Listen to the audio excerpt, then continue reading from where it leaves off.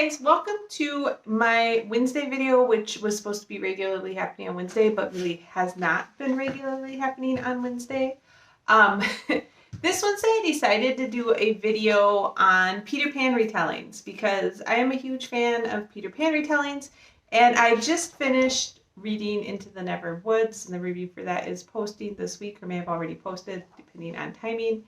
And I thought, as I was writing that review for Into the Never Woods by Aiden Thomas, I thought, oh my gosh, I have read, like usually in the summary I'll say I'll recommend this book instead, or here's some good retellings, or some ones that aren't so good, or whatever.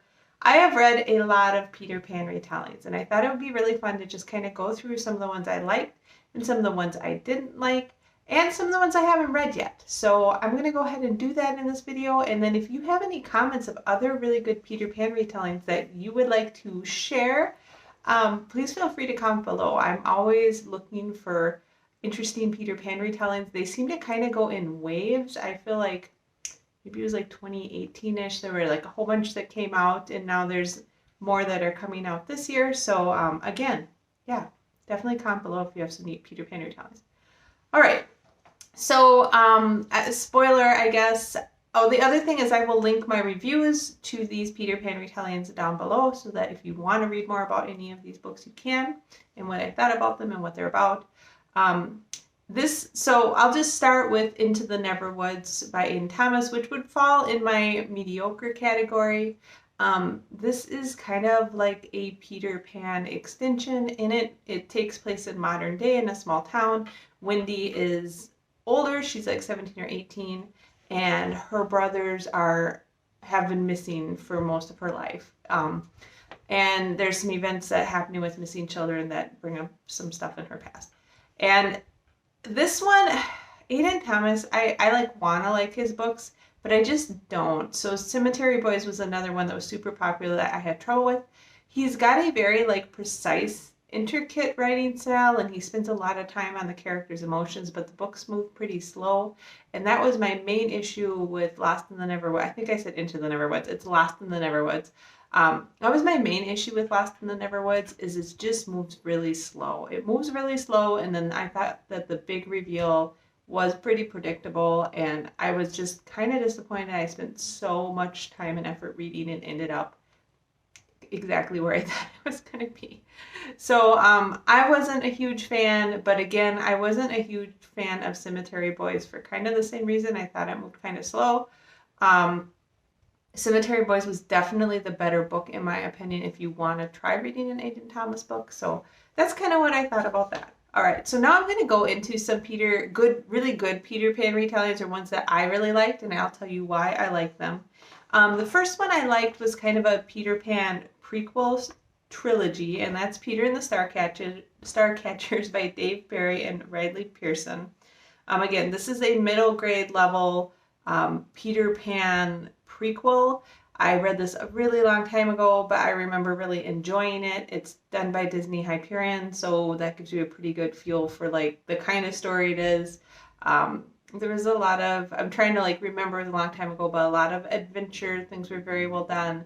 And again, review is linked below, but if you have a kid or you like reading middle grade stuff, that was a great option.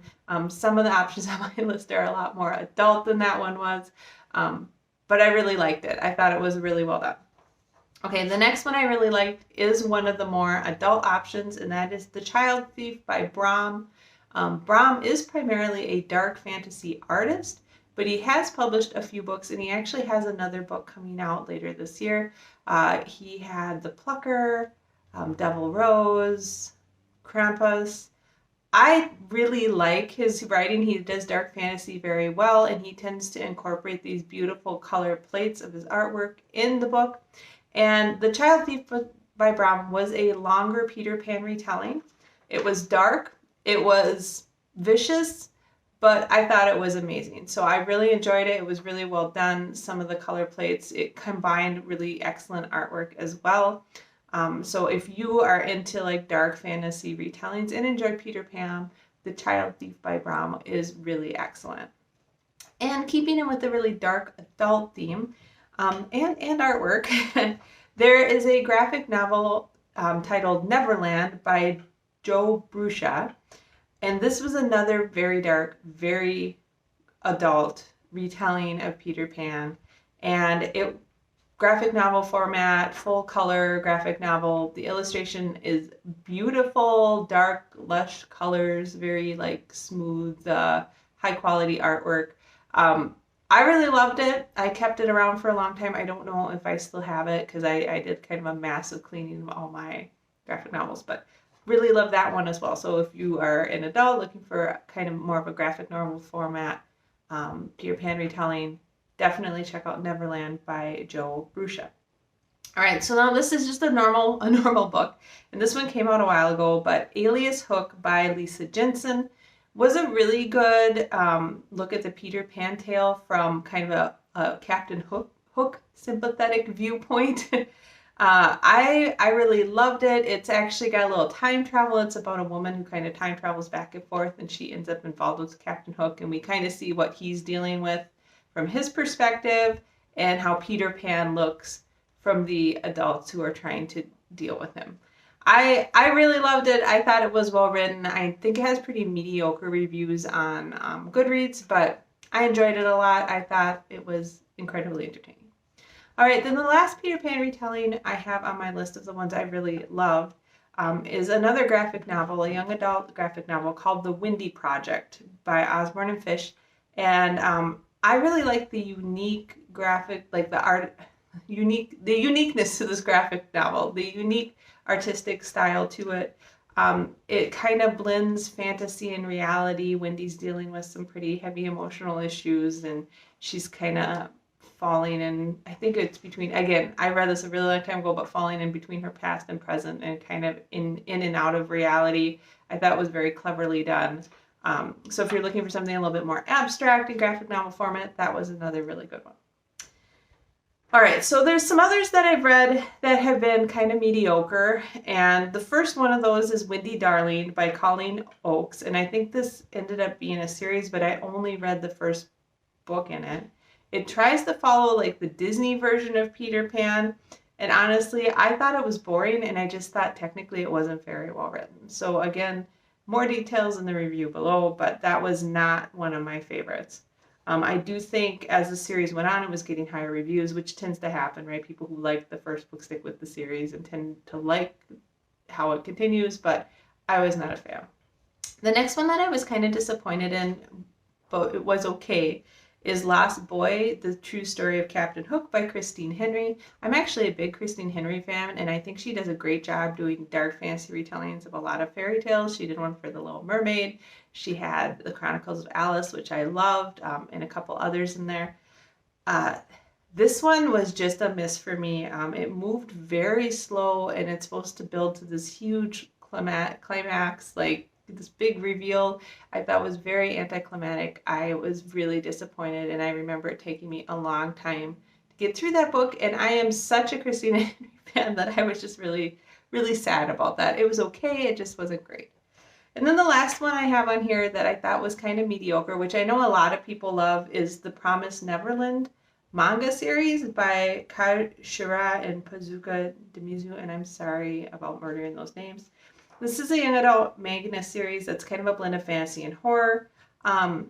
It was decent. I read the first 3 volumes in it. I just thought it was moving a little slow, and it's about kind of this boarding school for orphans where things get a little crazy. So it's not an outright Peter Pan thing, but it has a lot of Peter Pan vibes, and it's supposed to be kind of a retelling of it, but it's got a big horror twist to it. So if you're interested in some manga that's got kind of a fantasy horror blend, it's well drawn. It was interesting. It just was moving a little slow for me, and I had a lot of other manga I was reading at the time, so I kind of set it aside. I have thought about picking it up again, but I don't know. And that's The Promised Neverland. All right, there are a couple of really popular ones that I haven't read, and mainly I never read them because they have pretty mediocre reviews, and I was burnt out on Peter Pan retellings at the time. One of those is Never Never by Brianna R. Shrum. Again, I don't know much about this. I thought I'd put it up there. It's kind of got mediocre reviews, and at some point maybe I'll check it out, but I have not yet. And then Unhooked by Lisa Maxwell. That one got a lot of promotion when it came out a while ago, and it just didn't sound like something I was going to enjoy much, and the reviews are pretty mediocre, so I didn't do that one either. So if you have read those, I would be interested to know what you thought about them.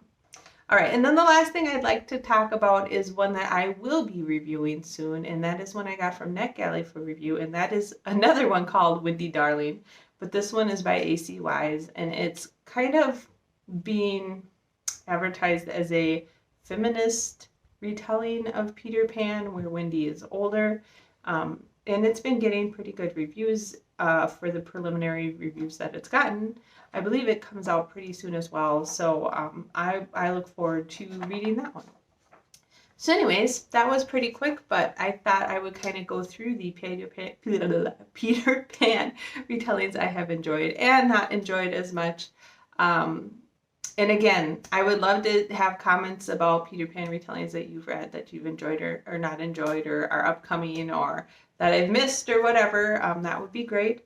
I try to do video posts every Wednesday and Saturday. Saturday is usually Stacking the Shelves, and Wednesday is usually something else, except for lately it's been like every other Wednesday or every third Wednesday, because as we get out of the pandemic, my life is getting really busy at a pace that I'm having a little bit of trouble keeping up with. So anyways, I hope that you guys enjoyed that, and I look forward to any comments below, and I will talk to you on Saturday for Stacking the Shelves. Talk to you later. Bye.